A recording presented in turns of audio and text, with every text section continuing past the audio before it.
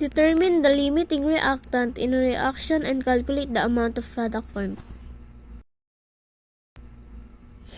Determine the limiting reactant in a reaction, calculate the amount of product formed. It means determine which reactant is limiting by dividing the number of moles of each reactant by its stoichiometric coefficient in the balanced chemical equation.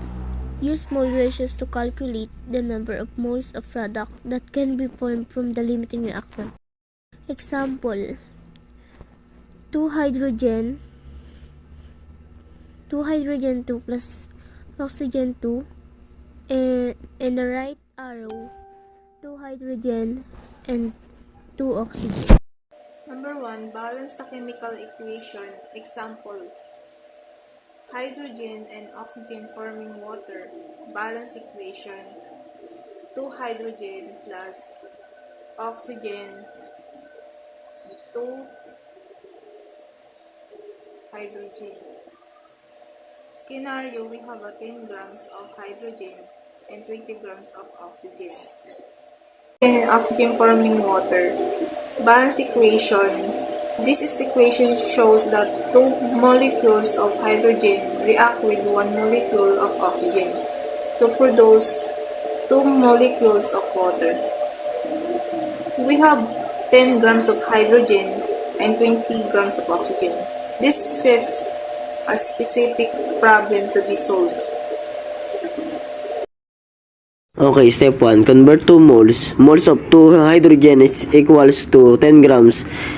2 hydrogen is equals to 0.02 grams per mole. 2 hydrogen is equals to 4.95 moles. 2 hydrogen moles of 2 oxygen is equals to 20 grams. 2 oxygen is equal and to 32 grams per mole. 2 oxygen is equals to 0.625 moles. 2 oxygen. Step 2. Compare moles ratios. According to the balance equation, for every 2 moles of 2 hydrogen, we need 1 moles of 2 oxygen to use up all the hydrogen. We would need 4.95 moles 2 hydrogen,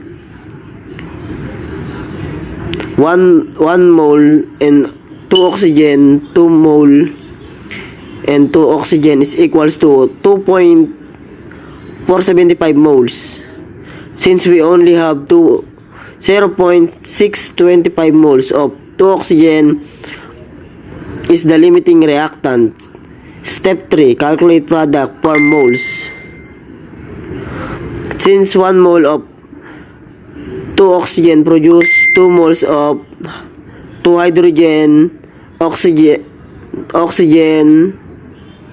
and 0.625 moles of 2 oxygen will produce 0.625 moles 2 oxygen 2 mole, 2 hydrogen equal is 1 mole, and 2 oxygen is equals to 1.25 moles of 2 hydrogen 0. Step 4. Convert to grams if needed. Mass of 2 hydrogen 0 produced is equals to 1.25 moles. Hydrogen 0 is 18.02 grams mole per mole. Hydrogen equals 0 is equals to 22.5 grams of 2 hydrogen. 2 hydrogen is 0.625 moles of 2 oxygen will produce is 0.625 moles. 2 oxygen 2 mole,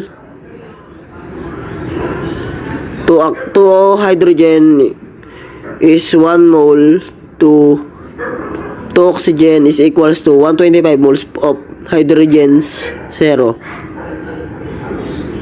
Step 4. Convert to grams if needed. Mass of 2 hydrogen 0 produced is equals to 125 mole.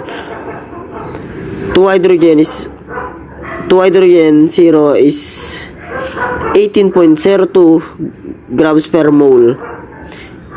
2 hydrogen 0 is equals to 22.5 grams of 2 hydrogen 0. Number 2. Convert given masses of each reactant into moles. Example, sodium and chlorine reacting to form sodium chloride balance equation. 2 sodium plus chlorine 2 equals 2 sodium chlorine. Scenario, we have 10 grams of sodium and 15 grams of chlorine gas following the same steps as above. You would find that sodium is the limiting reactant and calculate the mass of sodium chlorine produced based on the moles of sodium. Use up balance equation. 2 sodium plus chlorine 2 equals 2 sodium chlorine. We have 10 grams of sodium and 15 grams of chlorine gas. Following the same steps as above, you would find the sodium is the limiting reactant and calculate the mass of sodium calcium produced based on the moles of sodium used up. Example, given reaction is 2 sodium plus chlorine 2 and the right arrow 2 sodium and chlorine. This means 2 moles of sodium or sodium reactant with 1 mole of chlorine gas or chlorine 2 to produce 2 moles of sodium chloride or sodium chlorine. Step 1. Convert given masses to moles. The given masses are 10 grams of sodium, 15 grams of chlorine gas. Now, we convert each 2 moles using their molar masses. Molar masses of sodium equals 23.0 grams or moles. Molar mass of chlorine 2 equals 2 times 35.5 equals 71.0 grams or moles. In the example of propane and oxygen, 80 grams of propane are provided for 30 grams of oxygen. The oxygen will be the limiting reactant. That is because the oxygen would be concentrated first, causing the chemical reaction, leaving behind some propane as the excess reactant.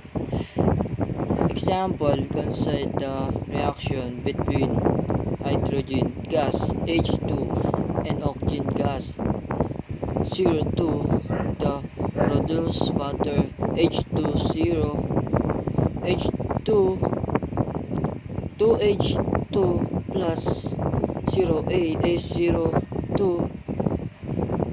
minus H2H20. Let's we have 2 moles of H2 and 1.5